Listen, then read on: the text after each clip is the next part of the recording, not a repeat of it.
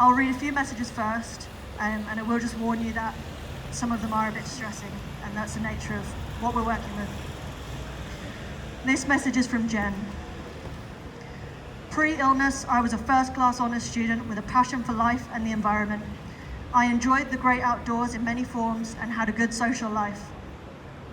10 years into moderate to severe illness, I am a shadow of my former self, and am very tired dealing with so many symptoms, relapses, neglect, and societal stigma. I fought hard with what little I have behind the scenes.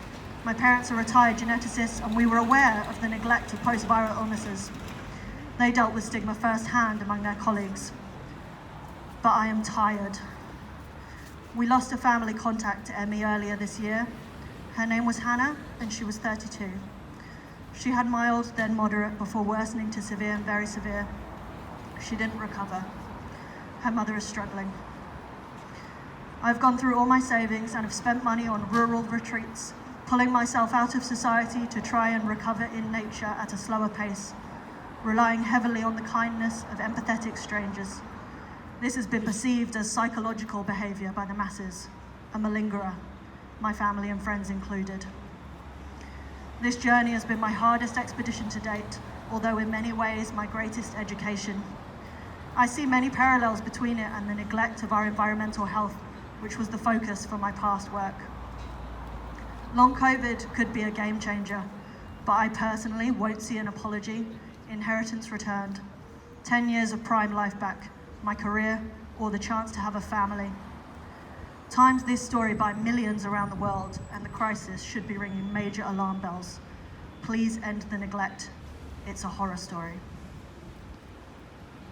This is a message from Benjamin. I have had 32 years of ME, and even now we are still ignored. I was a student nurse, my dream job. At 19 years old, I had glandular fever and 2 out of 3 of the Hep B vaccines. I lost my dream, and that is it. I have severe ME. Thankfully, I have a wonderful husband who is always with me. This is a message from Mary, who I know personally and would like to send some love to you, Mary, if you're watching today. In 2006, I was a practicing solicitor with a young family when I started to have heart rhythm issues. 16 years later, I am bedbound, despite every effort to understand and treat my illness. I have lost everything which makes life meaningful. Every day involves suffering, for which there is no treatment or alleviation. ME is not called the living death disease lightly. I am 59. I need the government to take a firm grip of the situation, implement the NICE guideline as a first step, then call a summit with scientists and the chief doctors, especially neurologists, make them take some responsibility for this hellish situation and work with expedition to find solutions. Without this, I, and thousands of others in Scotland, have no hope of ever returning to life. This is Ginny's message. I saw a physio at home last week who knew about ME. She knew about pacing and energy and post-exertional malaise. After she left, I felt different. I felt seen, not invisible in quite the same way as before. This is the worst, the most insidious aspect of ME for me.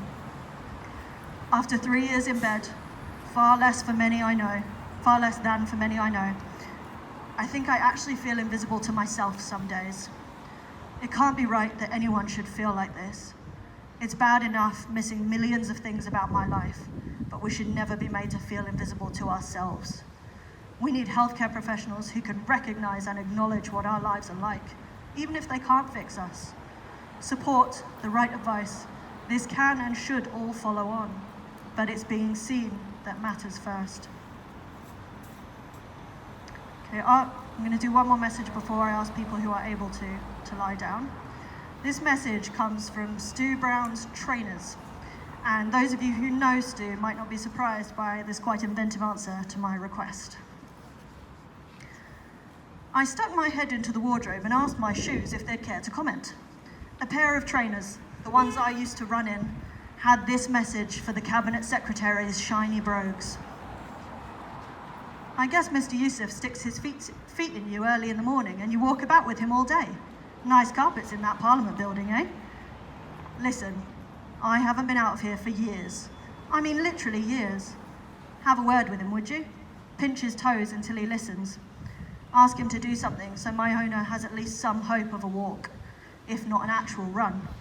After a decade in here, I'd happily squelch through a puddle on a wet, gritty pavement. I dream of that. Dream of it, I tell you.